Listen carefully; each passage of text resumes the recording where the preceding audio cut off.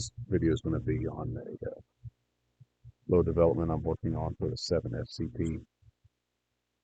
This one's going to be a little more in depth than the previous load that I did. You saw my earlier video. I did a rapid load development to try and quickly get ready for a club match that was coming up. I loaded Vitavori N165 in half grain increments and picked a load based on speed. Then I did a quick tuner test.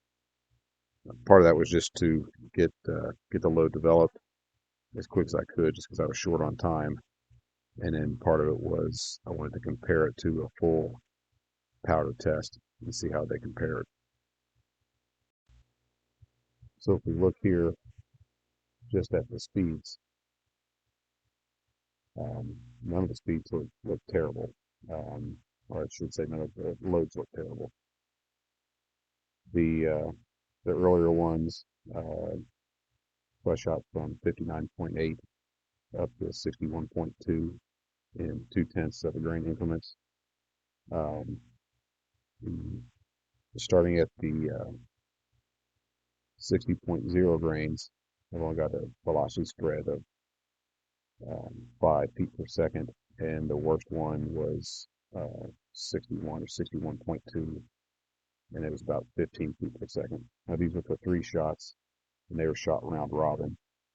So I would shoot 1 round from the lightest load up to the heaviest load, and then start again with the lightest load up to the heaviest load, and I did that a 3rd time.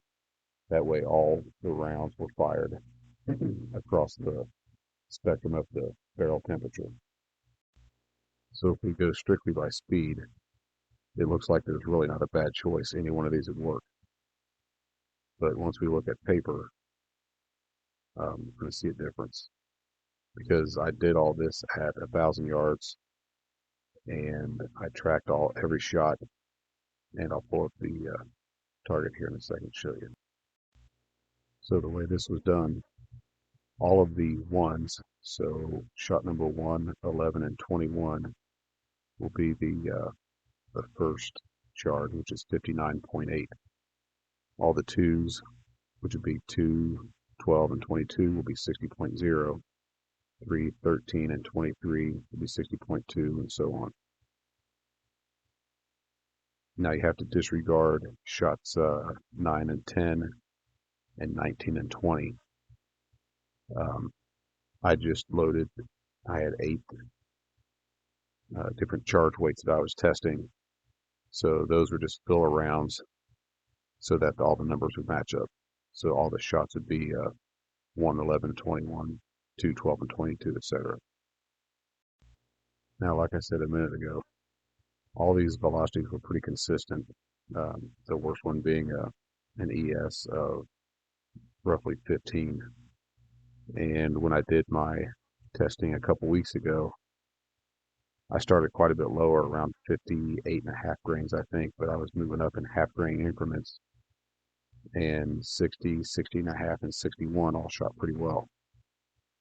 But if you start looking at these impacts on target at 1,000 yards, 59.8, which was shots 1, 11, and 21, is almost 1.5 minutes of angle.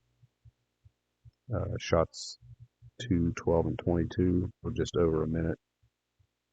And then shots 3, 13, and 23 were also just over a minute. That's 60.2 grains. So even though the ESs and SDs were pretty decent, they were shooting pretty big on paper. Now 60.4 grains, which was shots 4, 14, and 24. 60.6 grains, which was 5, 15, and 25. And 60.8 grains, which was 6, 16, and 26. They started to group really nicely.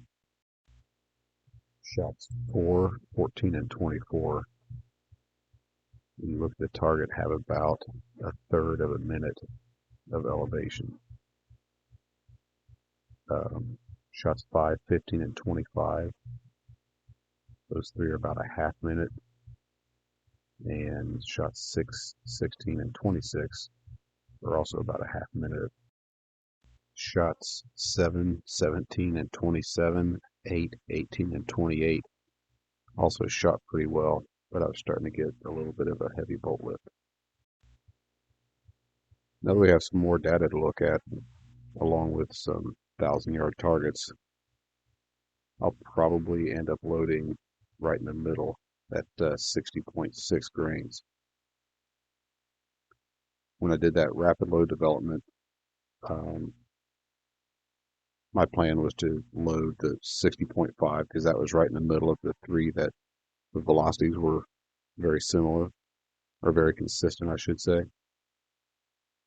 But I went just a little light. I actually loaded 60.4 grains for that match because the weather would look like it was going to be a little warmer than the days that I'd been shooting.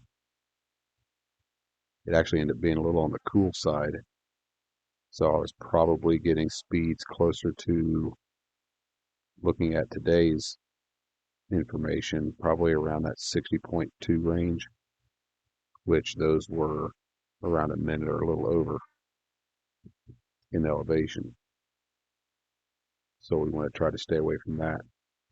So I'll probably go ahead and load 60.6, and then here in a couple of days I'm going to take that out and do a tuner test and see if we can tighten that up a little bit as well.